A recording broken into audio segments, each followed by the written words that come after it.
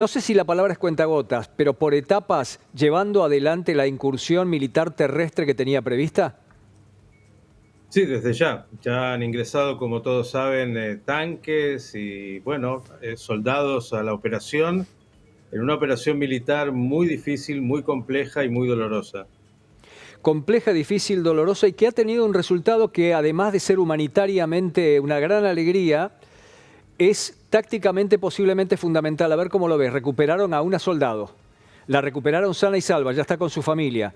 Esto es un motivo de alegría para la humanidad, directamente, porque la verdad no era predecible que una mujer, además militar, pudiera sobrevivir en estas condiciones. Pero la encontraron en un túnel y esto ha dado enorme, enorme información táctica para el ejército israelí. ¿Qué opinás?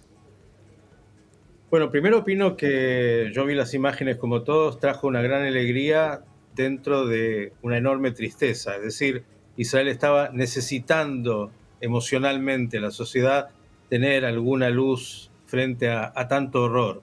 Y entonces esto produjo casi un pequeño nivel de alegría ayer. Claro, ya se contrapone con saber que anoche en las operaciones militares cayeron, justo me enteraba recién, 11 soldados israelíes y esto obviamente produce un dolor enorme porque el desafío militar que tiene Israel es realmente muy difícil y hay que decirlo. Esto creo que la gente pensaba que se trata de un grupo de muchachos con algún armamento menor y no, estamos hablando de una ciudad debajo de la ciudad. Hay 500 kilómetros, si escucharon bien, 500 kilómetros de túneles. Es una ciudad enorme a una profundidad de entre 30 y 70 metros esos túneles. No hay bombas que puedan llegar ahí. Y además con todo lo incierto que significa ese combate, con la población además arriba, como todos saben, utilizada de escudos humanos y un combate urbano que es muy, muy difícil. Em, la verdad es que me cuesta entender a Antonio Guterres, el titular de la ONU. Me cuesta entenderlo. El jefe de la ONU está profundamente alarmado por la intensificación del conflicto. La intensificación del conflicto a cualquier persona de bien la alarmaría, pero no lo noté tan alarmado por lo que pasó el 7 de octubre. Por lo menos no oficialmente, y además su declaración ha enfurecido a los israelíes, y con razón. ¿Qué pasa con este hombre? ¿Cuál es el rol que juega, ya no Guterres, Naciones Unidas en esto? Es muy, muy ambivalente.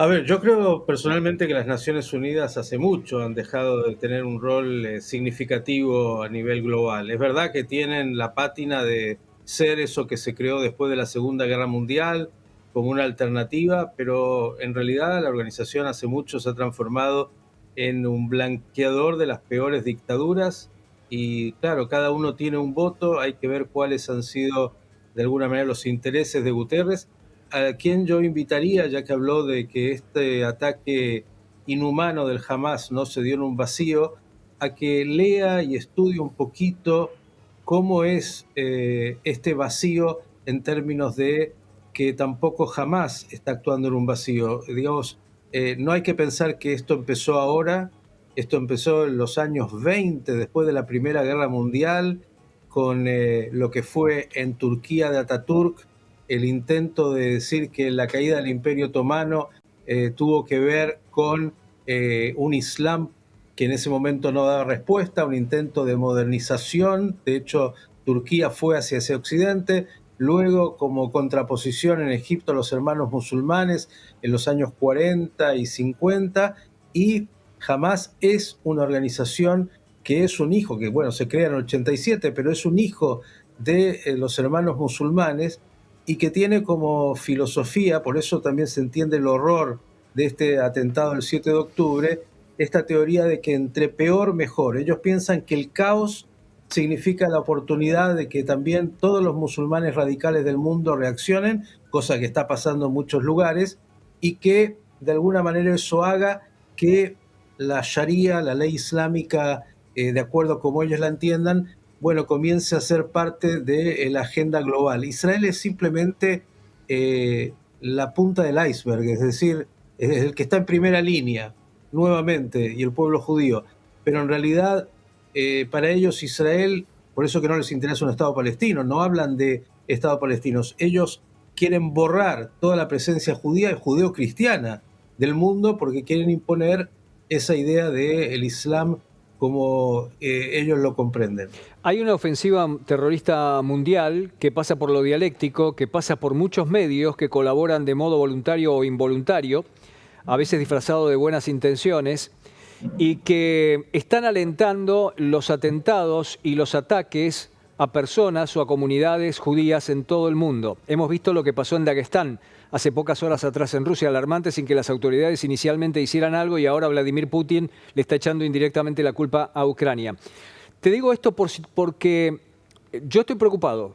Seguramente vos estarás estudiando el tema, pero la Argentina tiene una de las 2 o 3 comunidades más representativas en todo el mundo de judíos.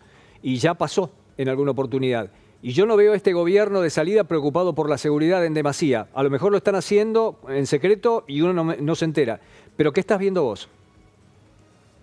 Bueno, yo creo que la Argentina desde hace mucho tiene fronteras absolutamente permeables, tiene una inteligencia absolutamente destruida, está siempre en la anécdota, con lo cual es un blanco potencial sumamente simple. Acá no hay que hacer demasiado trabajo para poder penetrar un avión como lo tuvimos hace poco y para poder tener células activas, dormidas, que están ahí esperando el momento de la instrucción.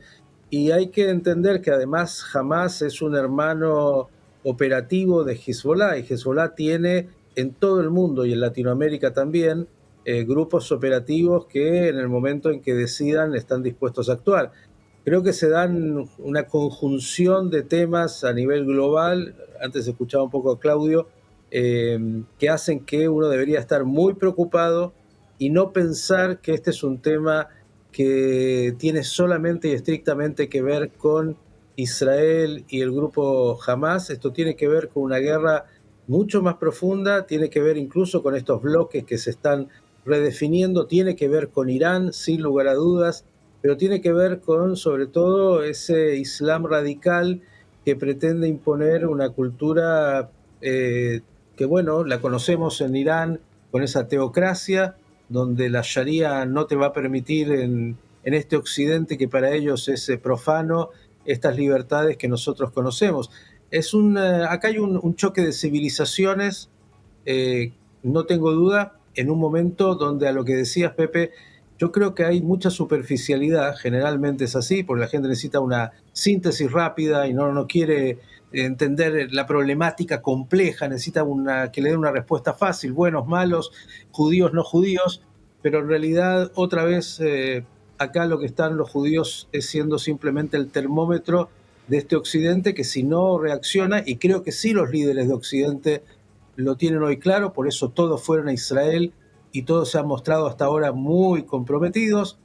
Habrá que ver cuando en Berlín, en Londres, en Bruselas, en distintos lugares, estas hordas de musulmanes que están motivados por la brutalidad, por el odio y por esta cultura antioccidental irrumpan en esas ciudades, qué y cómo van a reaccionar los líderes de esos países. Miguel, pero esto es un antes y un después. No hace falta ser un estudioso, no hace falta, siempre hace falta saber la historia, pero no hace falta profundizar en ella, no hace falta ser judío. Yo no soy judío. Y el mundo es un antes y un después del 7 de octubre.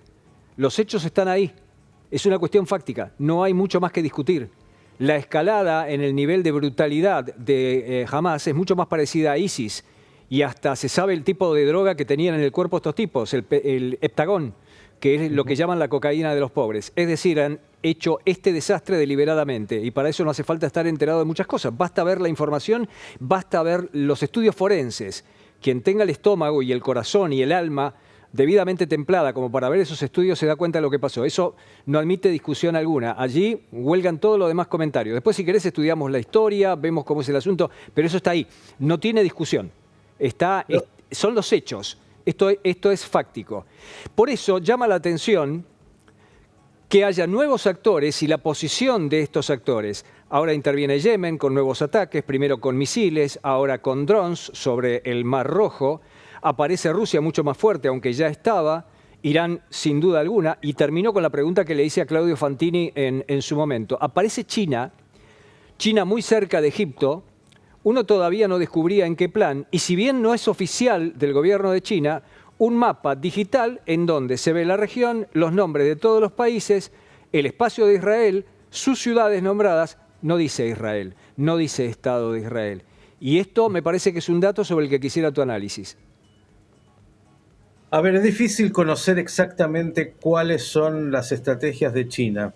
Yo creo que tanto la cultura china como, interesantemente, la iraní y los persas son culturas que manejan el largo plazo y la estrategia de una manera muy sofisticada, que no siempre Occidente tiene por las inmediateces y por la urgencia y por las democracias liberales el tiempo para poder entender cómo funciona esa lógica.